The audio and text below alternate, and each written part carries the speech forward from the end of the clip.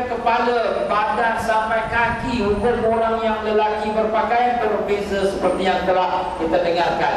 Bagaimana pula untuk orang perempuan? Orang perempuan dalam berpakaian ini sama macam dia pakai menutup aurat, yang telah kita sebutkan dalam pelajaran yang lepas. Cuma dalam masalah ihram, orang perempuan dia dilarang dua perkara. Pertama, dilarang menutup muka. Kedua, dilarang dia bersarung tangan. Jadi tak bolehlah dia bersarung tangan kalau sekiranya dia dalam ihram. Tetapi perkara ini sudah pun disebut oleh Nabi sallallahu alaihi wasallam, wala tanfaqul mar'atul muharramatu wal talbisul quffazain.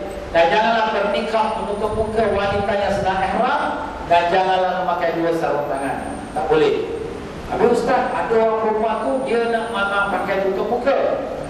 Sememangnya dalam mazhab Syafi'i ada dua pendapat. Pendapat ulama mengatakan wajib menutup muka. Pendapat ulama yang mengatakan wajib tutup muka bila mendatangkan fitnah. Fitnah ni sekali pandang nak dua kali pandang. Itu makna pada fitnah. Jadi kalau orang perempuan yang memang wajahnya cantik yang amat sangat, orang lelaki tengok pasti jatuh rongkak. Pasal so, tengok dia je. Kalau macam tu tutup ke, buat susah orang aja. Tapi kalau biasa saja, tak ada apalah, macam orang biasa juga. Cantik tu kan perempuan semua cantik, tapi tak adalah sampai buat fitnah. Kalau macam tu tak wajiblah tutup muka. Jadi begitulah dia dalam hukum mazhab Syafi'i kita. Tetapi ada orang juga pegang pendapat yang lebih kuat atau pendapat yang lebih kita kata lebih keras. Dia nak tutup muka, pada pendapat dia itulah yang lebih kuat. Okey, tak apa. Tapi macam mana nanti kalau dia pergi umrah haji ataupun dia dalam ihram? Dalam perkara ini telah diterangkan oleh Imam Nawawi rahimahullah taala.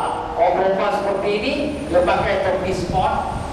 Topi sport tu daripada atas kepala dia laburkanlah kain tudung dia, supaya tak kena pada pipi dia. Maka dengan itu dia haruskan. Jadi ini cara orang perempuan yang dalam ihram, kalau dia memanglah wanita yang bernikah menutup muka, bolehlah dia pakai topi sport tu, dan kemudian dia laburkanlah kain dia menutup wajahnya, tapi tak terkena kain itu kepada wajahnya, maka dia haruskan. Begitulah dia kalau orang perempuan.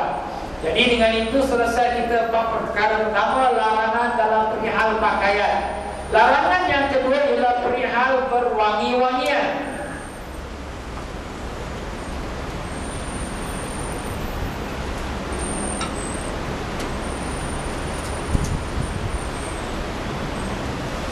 Jadi dilarang lelaki dan wanita yang dalam ihram memakai sesuatu yang wangi pada pakaian atau badan apabila dia telah menjatuhkan niat haji atau umrah. Jadi bila kita sebut setelah jatuh niat baru dilarang. Jadi kalau belum jatuh niat, sunat. Pelajarannya lepas kita dah belajar. Apabila kita setelah mandi sunat ihram, pakai pakaian ihram, sunat kita ambil minyak wangi, sapu kat badan, sapu kat pakaian ihram supaya berwangi-wangian, itu sunat. Habis Ustaz kata haram. Haram tu bila sudah jatuh ni niat. Itu kita kena ingat tuan-tuan, bila sesudah jatuh niat. Itulah yang disabdakan oleh Nabi sallallahu alaihi wasallam, wala yalbasu minal thiyabi ma massahu warasun au za'faran. Janganlah seseorang dalam ihram memakai pakaian yang telah disentuh waras atau za'faran. Apa tu waras za'faran? Itu sejenis tumbuh-tumbuhan yang membawa kepada wangi-wangian. Jadi kalau pakaian kita sudah terkena, tak bolehlah dipakai pakaian itu untuk dalam ihram. Jadi seseorang muhrim, dia adalah dalam keadaan tidak berwangi-wangian, bahkan bau badan dia pun sudah berbau. Itulah sabda Nabi sallallahu alaihi wasallam, al-hajju sya'irun tafil. Orang yang mengerjakan haji kusut masai rambutnya dan bau badannya. Kenapa bau badan? Pasal dia tak pakai minyak wangi. Itulah tujuan dia. Tetapi kalau kesan minyak wangi itu yang dia pakai sebelum ihram, sebelum jatuh niat, itu tidak ada apa-apa. Kerana yang dilarang ialah sesudah berihram, sesudah jatuh niat. Jadi bila kita kata ihram ni tuan-tuan, maknanya jatuh niat. Bilakah kita jatuh niat? Bila kita berihram. Bilakah kita berihram? Bila kita jatuh niat. Itulah dia tuan-tuan. Jadi yang dilarang wangi-wangian setelah jatuh niat. Kalau sebelum jatuh niat dia haruskan. Tetapi ingat, kalaulah sekiranya kita kain ihram kita ni wangi, kemudian sudah terpisah daripada badan kita, umpama macam kita pergi toilet, kita gantungkan kain ihram kita di atas atau pintu toilet itu. Setelah selesai qada hajat, kita pun ambil balik, kita nak pakai, kita pun cium bau ni wangi lah, tak boleh pakai. Pasal apa?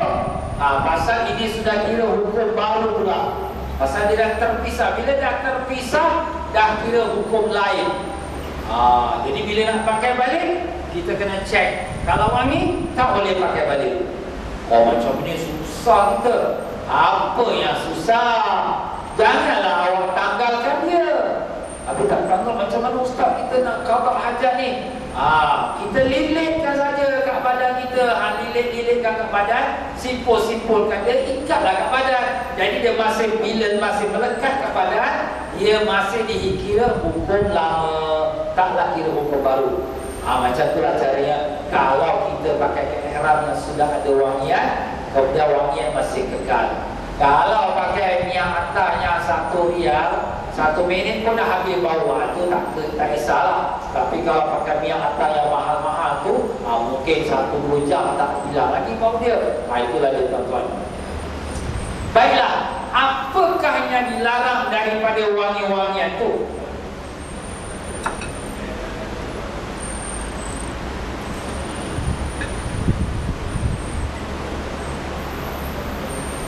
Yang dilarang, yang diharamkan ialah wangi-wangian yang memang digunakan untuk wangi-wangian. Misal kata minyak atar ataupun kayu gaharu, memang khusus untuk berwangi-wangian. Tetapi kalaulah sekiranya dia adalah obat pening kepala, obat untuk kita urut kaki kita yang sengat, kebetulan dia wangi sikit, maka itu tidaklah dia dilarang. Ustaz, ni minyak ni wangi sikit lah. Yalah, wangi sikit tu pasal dia nak hilangkan bau obat. Jadi kalau macam tu harus kita pakai, sebab dia bukan minyak wangi. Tak ada orang nak pakai minyak wangi. Aku nak semayang pakai minyak wangi, dia pun ambil obat sapu kat badan. Mana dia ambil obat sapu kat badan pula? Nampak? Jadi itu bukan minyak wangi. Jadi itu diharuskan. Cuma kalau boleh kita elakkan obat-obat yang tidak ada wanginya, itu lebih baik lagi lah ya. Perhatian, ni ada beberapa masalah lah. Kita ni dalam ihram nak pergi kedai minyak wangi, boleh ke? Boleh. Kenapa boleh? Sebab kita bukan pakai. Kita tak pakai, kita cuma duduk dalam kedai minyak wangi. Macam tu juga kalau kita duduk tempat yang ada wangi-wangian yang dibakar. Macam kita kalau tawaf depan Kaabah, kadang-kadang ada orang-orang tempat baru, dia lalu keliling Kaabah, wangi lah. Aku dalam ihram macam mana? Tak apa, sebab kita bukan pakai, cuma kita cium saja bau wangi dia. Begitu pula kalau pakai ihram, hendaklah dibasuh dengan sabun-sabun yang tidak wangi. Jadi kalau isteri nak siapkan pakai ihram suami dia, jangan basuh dengan sabun wangi.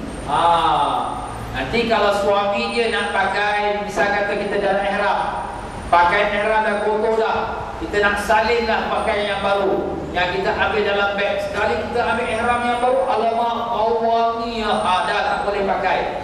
Jadi kalau macam tu, kita kalau basuh kain ihram kita tu nak bawa pergi Mekah, jangan basuh dengan sabun wangi.